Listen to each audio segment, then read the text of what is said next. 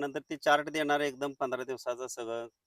त्याच्यानुसारच औषधं वगैरे डायरेक्ट आता पुढं काय व्हायचं आहे माहीत नसायचं. डायरेक्टच बॉक्स भरूनच एकदम आणायचं. बरं. 2 बॉक्स, 3 बॉक्स असे औषधं पहिले आम्ही आणत होतो. औषध भरणे अशी औषध प्रक्रिया होती. भरणे हीच प्रक्रिया. हां, छाटणी हां. घेणे म्हटलं की ते पहिले प्रशिक्षण घेतल्यानं असं लक्षात आलं की एवढं काय करायची ह्याला गरज नाही. दिसलं तरी एक 100% 15-20% वरच येते. काय सांगताय? बरोबर. स्टोरेज भानगडच ठेवली नाही घरात. छान, सगळ्या खोड्यातनी घड पडली होती. छान. यंदाचा मला खर्च सांगा?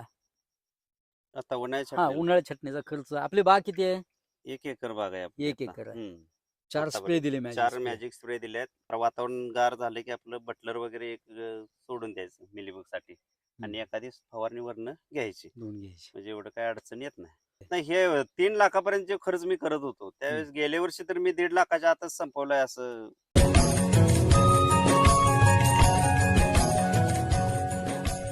नमस्कार. द्राक्षबाजारमधून मी विजयकुमार तासगाव, यश ॲग्रो. कमीत कमी खर्चातील दर्जेदार उत्पादनासाठीचा जो आपला संवाद आहे, त्या संवादात आपल्या सगळ्यांचं स्वागत करतो. आणि खरोखर हा खर्च कमी होतोय का नाही? आणि प्रत्यक्षात द्राक्ष बागायतदारांच्या प्लॉटवर जाऊन आपण बागेची अवस्था, बागेची काड्याची कॅनॉपी, केलेला खर्च आणि गेल्या वर्षी झालेलं उत्पादन, आतापर्यंत घेतलेलं उत्पादन, खर्चातली तफावत, या सगळ्या विषयावर चर्चा आपण करतोय. आणि त्या चर्चेतलाच एक भाग म्हणून आपण हातनूर, तालुका तासगाव, जिल्हा सांगली ह्या बागायतदारांच्या तिथं आपण आलोय. आपण त्यांच्याशी संवाद साधूया, की बाबा काय नेमक्या परिस्थितीतनं द्राक्ष शेती चालल्या आणि काय पद्धतीनं आपण द्राक्ष शेती करायला पाहिजे, की जेणेकरून आपल्याला भवितव्य नेमकं चांगल्या पद्धतीनं दिसू शकेल.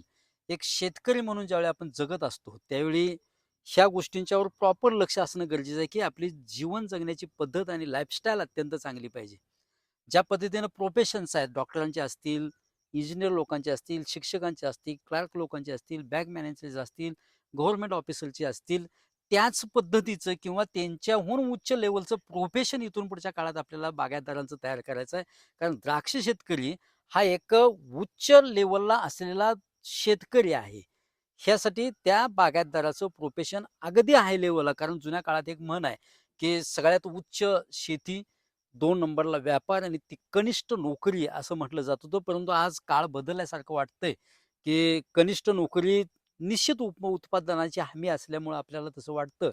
परंतु आपण जी चळवळ चालू केली, त्या चळवळीच्या माध्यमातून अनेक बागायतदारांना असं वाटायला लागलं, की खरोखर ही द्राक्ष शेती की अत्यंत उच्च दर्जाची आहे. आणि अनेक असे बागायतदार आता आपलं करिअर म्हणून द्राक्ष शेती करायला लागलेत. नव्हे, येणाऱ्या नवीन पिढीला सुद्धा ते सांगतायत, की तुम्ही बी-एस-सी ॲग्री व्हा, एम-एस-सी ॲग्री करा, एम-टेक करा कृषी क्षेत्रातली आणि त्यानंतर मग शेती व्यवसायात घ्या. आणि मग तुम्ही जी शेती कराल ती डायरेक्ट इम्पोर्ट एक्सपोर्टची शेतकरी स्वतः करू शकेल. ज्या पद्धतीनं अमेरिकेचा शेतकरी आहे, फ्रान्सचा शेतकरी आहे, नेदरलँडचा शेतकरी आहे, दक्षिण आफ्रिकेचा शेतकरी आहे, त्या पद्धतीनं आपला भारतीय शेतकरी उभा करण्याचं काम आपण ह्या चळवळीच्या रूपातनं करतोय. बागायतदार आपलं नाव? नमस्कार. अमोल पवार हातनूर, तालुका तासगाव, जिल्हा सांगली. मोबाईल नंबर आहे 9960 35 77 11. आपण प्रशिक्षण घेतलं. आपण हो, सहज बोलूया. हो. असं बरोबर कॅमेरा आहे. पुढे आहे म्हणण्याचं वेगळं बोलायला पाहिजे नैसर्गिक आहे. अशातला भाग अजिबात नाही. जी आहे वस्तू ती सांगण्याचा आपण प्रयत्न करूया. हो, हं. हो. बरोबर. आपण प्रशिक्षण घेतलं, प्रशिक्षणाच्या आधीची शेती, प्रशिक्षणानंतरची शेती यात हं. किती तफावत वाटते?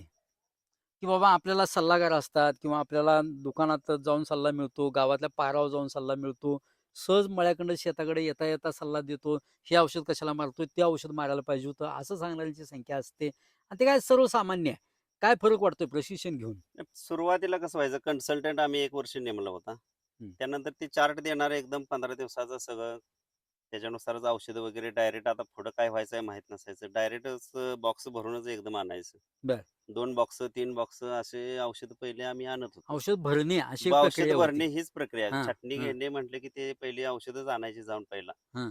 ती चार्ट जो आहे 10-15 दिवसात जी बनवली, त्याच्यानुसार काय 15 दिवसाला लागणार आहे, ते सगळं वापरायचं आहे का नाही वापरायचं माहीतच नाही. हं, फक्त कुणाला तर ऐकून, कन्सल्टंटचं ऐकून आपलं ते डायरेक्ट भरतच होतो. 1-2 हं, बॉक्स भरून काय बिलं वगैरे काय तेव्हा उधारीत कार्यक्रम चालू होता. त्यामुळे ते डायरेक्ट भरून आणायचे औषध हं, आणि परत मग त्याच्यानुसार मग आपलं चालू ठेवायचं.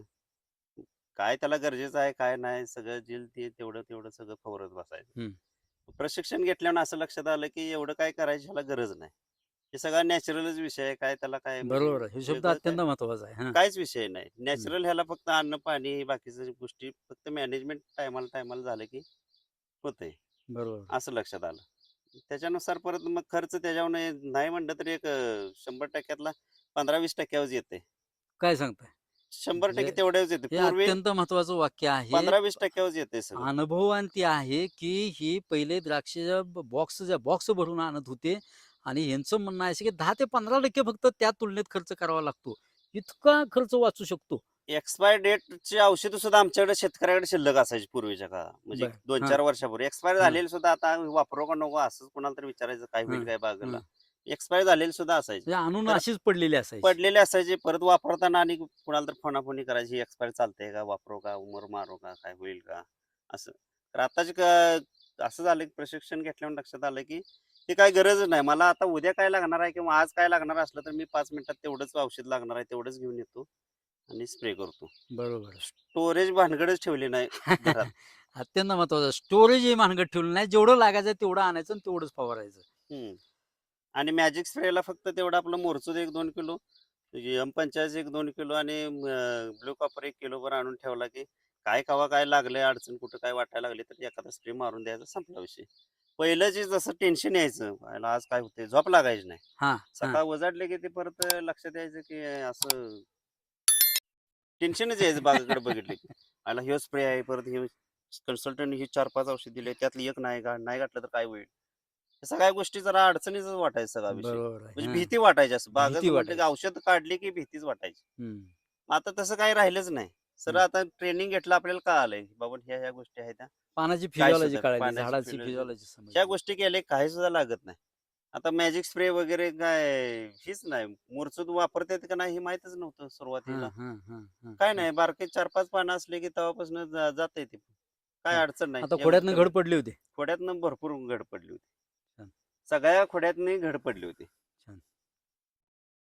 बागायतदार बंधूंनो, सांगण्याचा अत्यंत तात्पर्य आणि मतितार्थ बागायतदारानं सांगण्याचा प्रयत्न केलाय, की किती जीवनमानात बदल होतोय.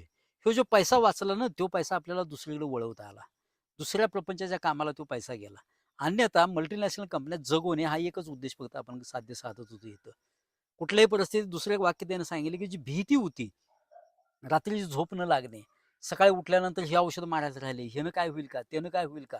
म्हणजे महात्मा फुलेंचं शेतकऱ्यांचा आसूड नावाचं पुस्तक आहे. त्यात त्यांनी लिहिलेलं आहे, की "विद्येविना मती गेली, मतीविना गती गेली, गतीविना वित्त गेले, वित्ताविना क्षुद्र झाले, एवढी सगळी परिणिती एका विद्येनं केली." जर ती विद्याच आपण घेतली आणि त्या पद्धतीनं काम करण्याचा प्रयत्न केला, तर काय घडू शकतं त्याचं हे जिवंत उदाहरण आहे. यंदाचा मला खर्च सांगा. आता उन्हाळ्यात हां, छाटणीला उन्हाळ्यात छाटणीचा खर्च. आपली बाग किती आहे? 1 एकर बाग आहे आपली 1 आता. एकर आहे. 13 ते 14,000 पर्यंत आता खर्च आलाय 13,000 आतापर्यंत. ते 14,000 पर्यंत आपली काडी त्याच्यामध्ये तयार हां, झाली काडी आणि तयार फक्त आता बोर्डूचे 4-5 फवारण्या राहिल्या आपल्या, बरोबर आहे का? काडी बोर्डची पांढरी बी पडली. हां, पहिली एक आत्ता झाल्या परवा दिवशी. झाली. छान. आता आज 72वा दिवस आहे प्लॉटला ह्या. हं. बागेची काडीची अवस्था दाखवा. छान, चांगली गोष्ट आहे. एक बोर्डूची फवारणी ह्या प्लॉटला दिलेली आहे. अजून बोर्डूच्या फवारणी द्यायच्या आहेत. किमान किती फवारण्या देणार आहे आता? अजून एक 5 तर देणार आता. आता 4-5 तर 300 ग्रॅमची झाली. आता 400 ग्रॅमची 400 ग्रॅम आणि द्यायची पुन्हा 2 दिवसात आणि 500-500च्या परत 500 अर्धा टक्क्यानं कंटिन्यू 4 परत ते एक 2 5. महिने द्यायचंच ते. आत्तापर्यंत बोर्डो मालनाची बागायतदारांची परिस्थिती अशी होती, की 1% बोर्डो किमान 4 ते 5 वेळा देत होतो आपण. हं, लक्षात घ्या. 1% बोर्डोला आपल्याला 100 लिटर पाण्याला 1 किलो मुरचूद आणि अर्धा किलो चुना आपण वापरत होतो. हे प्रमाण आपण आता निम्म्यावर आणलंय आणि गेली 20 वर्ष झालं आपण अशी प्रॅक्टिस केल्यामुळं मुरचूद हा निम्मा वाचतोय. गरजच नाहीये 1% बोर्डोची. अर्धा टक्का बोर्डो सुद्धा पुरेसा होतो आणि तुफान रिझल्ट्स मिळतात. फक्त पी-एच आपल्याला 9, 10, 11च्या आजूबाजू बरोबर आणला, की कॉपर ॲब्सॉर्प्शन अत्यंत चांगलं होतं. बोर्डो मारताना फक्त एक छोटीशी काळजी अशी घ्या, की सायंकाळच्या वेळी बोर्डो मारा. म्हणजे ॲब्सॉर्प्शन कॉपरचं अत्यंत चांगलं होईल. कलर वाढवण्यासाठी मात्र ह्यो फंडा आपला वेगळा आहे. त्या वेगळ्या व्हिडिओमध्ये आपण संवाद साधण्याचा त्यात प्रयत्न केलाय. बघा आता मॅजिक स्प्रे किती झाले? त्याला मॅजिक स्प्रे 4 झालेत 4 स्प्रे आत्तापर्यंत. दिले मॅजिक 4 स्प्रे. मॅजिक स्प्रे दिलेत. लिव्होसिनचे 3 झाल्यात हं, आणि 6B युरेसिल एकत्रितच मारलंय. हं. त्याचे 3 झाल्यात. 3 झाले.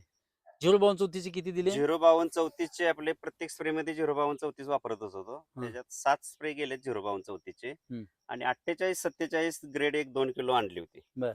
ते पण मध्ये आधी असे एक 4 स्प्रे घेतलेत अर्धा 7 अर्धा आणि 4 किलोचा 11 स्प्रे आपण दिलेले आहेत. 7 आणि 4 खूप 11 सुंदर. स्प्रे 52 झालेले आहेत. 34 गेले असा त्याचा अर्थ आहे. म्हणजे ग्रेड त्यांनी थोडीशी वेगळी वापरली. पण फॉस्फरस आणि पोटॅश हीच ग्रेड त्यांनी वापरायचा प्रयत्न केला. खूप छान, सुंदर.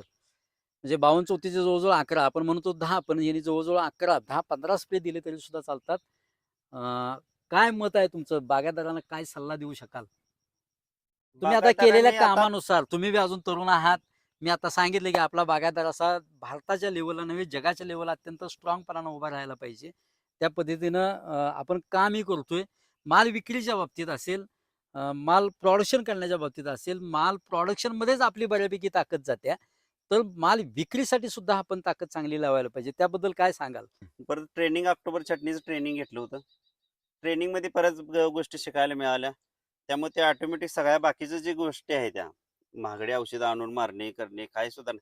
आजपर्यंत आता ह्या एप्रिल छाटणीला एकही मी असं बाहेरलं औषध कुठलं आणून मारलेलंच नाही.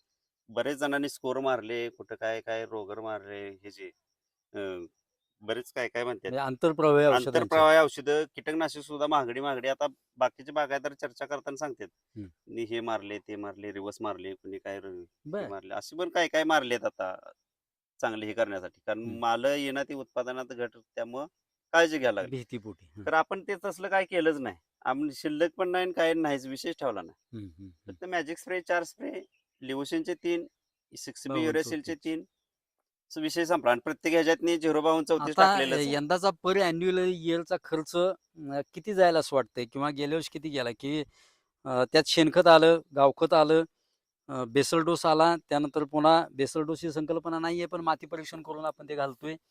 अ, औषधं हा खरं म्हणजे 1.5च्या आजूबाजू खर्च बसायला पाहिजे. काय वाटतंय? नाही हे 3 लाखापर्यंत जे खर्च मी करत होतो, हं, त्यावेळेस गेल्या वर्षी तर मी 1.5 लाखाच्या आतच संपवलाय असं विषयच नाही त्याच्यात. हं. कारण मालच 4-4 गड होते, तरी पण मी 1000 वर पेटी माल काढला एकदम कमी खर्चात. त्यामुळे 1.5 ते पावणे 2 लाखाच्या आतच द्राक्ष सगळी बागेचं 1 एकराचं सगळं 1 सगळं. वर्षाचं शेड्यूल बसलं पाहिजे. छान. नाही त्याच्यापुढे 3 लाखापर्यंत गेलं तर मग उत्पादन आणि ते खर्च आणि तिथंच येतंय मग. हां, मग तिथंच येतं. प्रगती बरोबर आहे. शेतकऱ्याची काहीच होत नाही. बरोबर. तुमचा त्याला स्वतःचा खर्च वाचवणे हां, हा सुद्धा एक प्रकारचं उत्पन्न मिळवण्याचं गत आहे. बरोबर आहे. अत्यंत महत्त्वाचं आहे ते. छान. मिलीबगसाठी काय प्रॅक्टिस करायला लागलाय? मिलीबगसाठी आता कुठंच पाऊस दिसत पडलाय. नाहीये. हां, आता नाही मिलीबग काय. हं, सुरुवातीला छाटणी घेतल्यानंतर मी क्लोरो आणि प्युराकॉनचं खोडवाल्याने धुवून घेतले होते. हं. तर आता पाऊस पडलाय. आता पाऊस अजून एक 4-5 दिवस जाऊन द्यायचं. जरा वातावरण गार झालं की आपलं बटलर वगैरे एक सोडून द्यायचं मिलीबगसाठी हं. आणि एखादी फवारणी वरनं घ्यायची. धुवून घ्यायची. म्हणजे एवढं काही अडचण येत नाही. मिलीबग. छान. बागायतदार मित्रांनो, अत्यंत चांगला आणि सुंदर प्रॅक्टिस अगदी खेडेगावातला एक शेतकरी करण्याचा प्रयत्न करतोय. शेतकरी शक्यतो खेडेगावातच असतो. पण कोणी असं म्हणायचं काम नाहीये, की बाबा खेडेगावातला आहे म्हणजे त्याला काही समजत नाही किंवा तो शिकू शकत नाहीये. आपण आपल्या यश द्राक्षनगरी फार्मर प्रोड्युसर कंपनीच्या माध्यमातून, ह्या चळवळीच्या माध्यमातून, आपल्या सगळ्या बागायतदारांच्या माध्यमातून आपण ही चळवळ चालू केली आणि प्रचंड असं यश आपल्याला ह्या महाराष्ट्रात मिळताना दिसतंय. बागायतदार बंधूंनो, अत्यंत महत्त्वाची गोष्ट अशी यांच्या तोंडून आपण ऐकली असेल आत्ता, की मिलीबग नाही, पण मिलीबगसाठी मात्र त्याने आत्तापर्यंत काम फक्त पहिल्यांदा मालाची खरड छाटणी केल्यानंतर एकदा क्युराक्रॉलनं फक्त प्लॉट एकदा धुवून घेतला. मध्यंतरी आपले व्हिडिओ पडले बटलरसाठीचे असतील किंवा मिलीबगसाठीचे असतील किंवा थ्रिप्ससाठीचे असतील. हे व्हिडिओ पडले. सांगायचा मुद्दा असा होता, की जेवढे व्हिडिओ आपण टाकतोय तेवढ्या सगळ्या व्हिडिओचं प्रॅक्टिस आपल्या बागेत करायला पाहिजे अशातला भाग अजिबात नाही, हे यांच्यातून अत्यंत महत्त्वाचं लक्षात येतंय. पाठीमागच्या व्हिडिओमध्ये आपण बटलर धुवून घ्यायला सांगितलं, म्हणून आंधळा शेतकरी उठला आणि बटलर फवारत बसला, तर त्याचा उपयोग नाहीये. त्याचा उपयोग काय आहे? बागच स्पॉट नाहीये, स्प्रे घेण्याची गरज नाहीये. ज्या काळात मिलीबग वाढू शकतो 15 जुलै ते 15 ऑगस्टच्या दरम्यान, त्या काळात एखादं खोडकिडीसाठी किंवा मिलीबगसाठी जर आपण एखाद दुसरी फवारणी घेतली तर ती योग्य आहे. अनावश्यक फवारण्या 100% टाळा. जरी मी सांगत असलो तरी सुद्धा प्लॉटच्या दृष्टिकोनातून जे काम करायला लागते ते केलं तर तो प्रशिक्षणार्थी बागायतदार किंवा तो शिकलेला बागायतदार, अभ्यास केलेला बागायतदार ही गोष्ट लक्षात घ्या. बरोबर आहे ना? बरोबर आहे. तुमच्या हं. आता शेड्यूलला स्प्रेच्या शेड्यूलला भरपूर फवारण्या आहेत. हो. त्याच्यात सुद्धा काटछाट करून काटछाट निम्म्यावर करून करूनच निम्म्यावर काम करण्याची काम गरज आहे. केलंय, त्या निम्म्यावरच केलंय. परिस्थितीनुसार बागेत जे एन्व्हायरमेंट आहे त्या परिस्थितीनुसार एखादी वाढली तर वाढली, एखादी कमी करता आली ती कमी केली. अशा पद्धतीनं आपण काम करण्याचा प्रयत्न करायला पाहिजे. बागायतदार बंधूंनो, आपल्या सगळ्यांचं खूप खूप धन्यवाद. आपलं सुद्धा खूप खूप धन्यवाद. नमस्कार, नमस्कार. असंच प्रेम आपल्या द्राक्ष नगरीवर ठेवण्याचा प्रयत्न करा आणि कमीत कमी खर्चात दर्जेदार उत्पादन काढण्याचा प्रयत्न करा. धन्यवाद. नमस्कार.